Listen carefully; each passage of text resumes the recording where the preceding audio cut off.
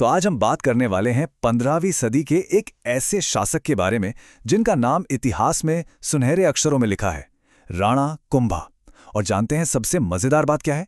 हम उनकी कहानी को समझेंगे कुछ बहुत ही कमाल के स्टूडेंट नोट्स के जरिए। तो चलिए शुरू करते हैं और देखते हैं इन नोट्स में क्या छिपा है। तो देखिए, इन नोट्स के हिसाब से हम कुंभा की कहानी को 4 हिस्सों में देखेंगे। पहले बात करेंगे कि वो एक रणनीतिकार के तौर पर कैसे थे।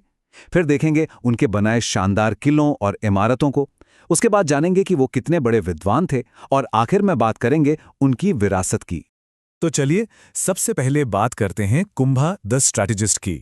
एक शासक और एक सेनापति के तौर पर वो कैसे थे? इन नोट्स को देखें तो साफ पता चलता है कि उनका पूरा राजनीतिक जीवन मिलिट्री अचीवमेंट्स यानी सैन्य उपलब्धियों से भरा पड़ा था। जरा इस टाइमलाइन पर नजर डालिए। 1437 में सारंगपुर की लड़ाई, यहां कुंभा ने मालवा के महमूद खिलजी को हराया और यहीं से मेवाड़ एक बड़ी ताकत बनकर उभरा। फिर देखिए 1453 में उन्होंने जोधा के साथ आंवल बांवल की संधि की। ये एक बहुत ही स्मार्ट पॉलिटिकल मूव था। मेवाड़ और मारवाड़ की सीमाएं तय हो गईं, शांति हो गई। लेकिन असली चुनौती तो अभी बाकी थी। 1456 में गुजरात और मालवा दोनों ने हाथ मिला लिया कुंभा को हराने के लिए।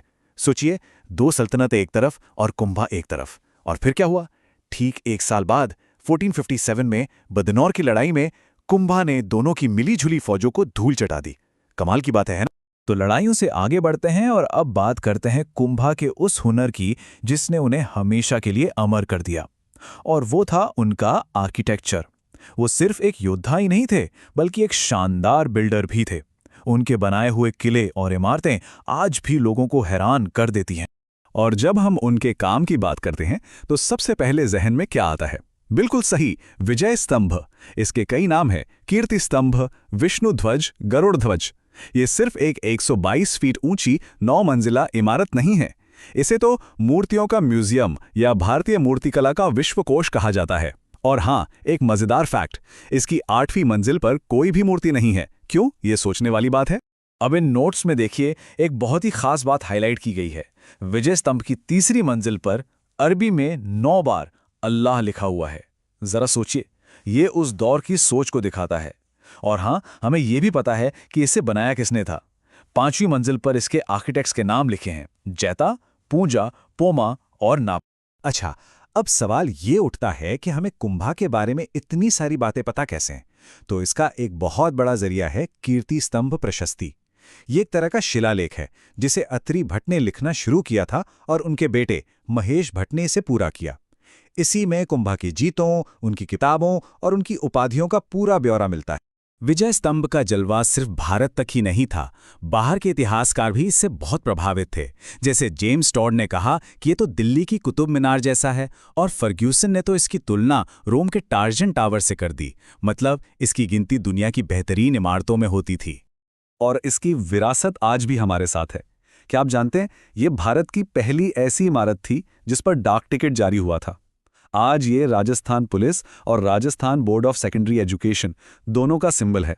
और तो और वीर सावरकर के संगठन अभिनव भारत का भी यही प्रतीक था। यहाँ एक जरूरी बात है जिसे लेकर लोग अक्सर कंफ्यूज हो जाते हैं। चित्तौड़ के किले में असल में 2 कीर्ति स्तंभ हैं। एक तो है 9 मंजिला विजय स्तंभ जो कुंभा ने बनवाया था और ये भगवान विष्णु को समर्पित है, और दूसरा है 7 मंजिला जैन स्तंभ जो 12वीं सदी में बना था और ये भगवान आदिनाथ को समर्पित हैं। तो दोनों अलग अलग हैं। कुंभा सिर्फ स्तंभ बनाने तक ही नहीं रुके, उन्हें तो किलों का स्वामी कहा जाता है। कवि राजा श्यामल दास ने अपनी किताब वीर विनोद में लिखा है कि मेवाड़ के कुल 84 किलों में से 32 किले अकेले राणा कुंभा ने बनवाए थे। ये कोई मामूली बात नहीं है। ये दिखाता है कि मेवाड़ को सुरक्षित करने के लिए उनकी सोच कितनी गहरी थी। और इन 32 किलों में से जो सबसे मशहूर है वो है कुंभलगढ़। इसके आर्किटेक्ट थे मंडन। ये किला सिर्फ एक किला नहीं था, यह मेवाड़ की इमरजेंसी राजधानी थी। मेवाड़ और मारवाड़ का सिक्योरिटी गार्ड था और खुद कुंभा यहीं रहते थे। इसका जो सबसे ऊंचा हिस्सा है कटारगढ़, उसे तो मेवाड़ की आंख कहा जाता था। जैसे कीर्ति स्तंभ की प्रशस्ति है, वैसे ही कुंभलगढ़ की भी अपनी प्रशस्ति है जिसे महेश भट्ट ने लिखा था।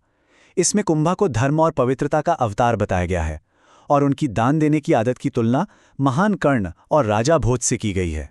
कुंभलगढ़ के अलावा भी उन्होंने बहुत काम किया। अचलगढ़ किले को दोबारा बनवाया, बसंतगढ़, मचान और भोराट जैसे कई किले बनवाए जिनका मकसद था अलग अलग जनजातीय इलाकों पर नियंत्रण और उनकी सुरक्षा करना। साथ ही उन्होंने चित्तौड़, कुंभलगढ़ और अचलगढ़ में कुंभस्वामी मंदिर भी बनवाए। कुंभा एक ऐसे शासक थे जो सभी धर्मों का सम्मान करते थे। उन्होंने जैन आर्किटेक्चर को भी खूब बढ़ावा दिया। इसका सबसे बड़ा उदाहरण है रणकपुर का जैन मंदिर। इसे धरणशाह नाम के एक व्यापारी ने बनवाया था। इसमें 1444 खंभे हैं और कहते हैं कि कोई भी दो खंभे एक जैसे नहीं हैं। इसके आर्किटेक्ट थे दीपक। अच्छा, तो हमने कुंभा को एक योद्धा और एक बिल्डर के रूप में तो देख लिया, पर कहानी यहीं खत्म नहीं होती। अब हम उनके एक और रूप को जानेंगे। कुंभा एक विद्वान के तौर पर। वो सिर्फ तलवार और इमारतों के ही धनी नहीं थे, बल्कि ज्ञान और कला के भी संरक्षक थे। इन नोट्स से पता चलता है कि कुंभा खुद एक बेहतरीन कलाकार थे। वो बहुत अच्छी वीणा बजाते थे और उन्होंने बाकायदा संगीत की शिक्षा ली थी। उनके गुरु थे सारंग व्यास। ये बात उन्हें दूसरे राजाओं से बहुत अलग बनाती है। और वो सिर्फ वीणा बजाते ही नहीं थे, बल्कि संगीत पर लिखते भी थे। उनका लिखा सबसे मशहूर ग्रंथ है संगीत राज। ये एक बहुत बड़ी किताब है जिसे 5 हिस्सों में बांटा गया है: पाठ्य रत्नकोश, गीत रत्नकोश, वाद्य रत्नकोश, नृत्य रत्नकोश और रस रत्नकोश। संगीत की हर विधा पर उन्होंने लिखा है। उनका ज्ञान यहीं तक सीमित नहीं था। उन्होंने पुरानी और मशहूर किताबों पर अपनी टीकाएं भी लिखीं। जैसे जयदेव की गीत गोविंद पर उन्होंने रसिक प्रिया लिखी। और तो और उन्होंने अलग अलग भाषाओं में नाटक भी लिखे हैं, जैसे कन्नड़, संस्कृत और मराठी में। इससे पता चलता है कि वो कितनी भाषाओं के जानकार थे। कहते हैं किसी राजा की महानता उसके दरबार में बैठे विद्वानों से पता चलती है। और कुंभा का दरबार तो विद्वानों से भरा हुआ था। कान्हा व्यास, जिन्होंने एकलिंग महात्म्य लिखा। कुंभलगढ़ बनाने वाले आर्किटेक्ट मंडन, जो खुद भी एक बड़े लेखक थे। मंडन के बेटे गोविंद, जो मंदिर निर्माण से लेकर आयुर्वेद तक पर लिखते थे। इनके अलावा हीरानंद मुनि, तिलाभट्ट और कई जैन विद्वान भी उनके दरबार की शान थे। तो अब हम इस कहानी के आखिरी हिस्से पर पहुंच गए हैं।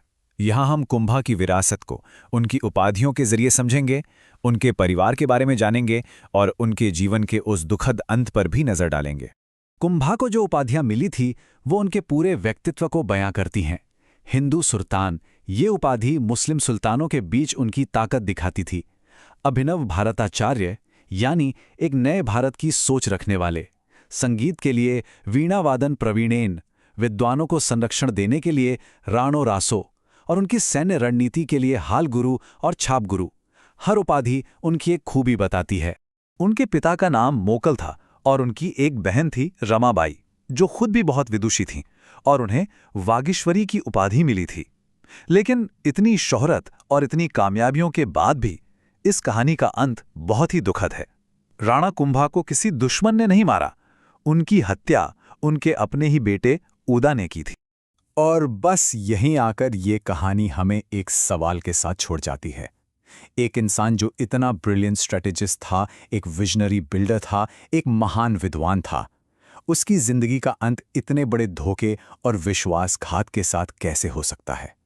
ये एक ऐसा सवाल है जो आज भी इतिहास के पन्नों में गूंजता है।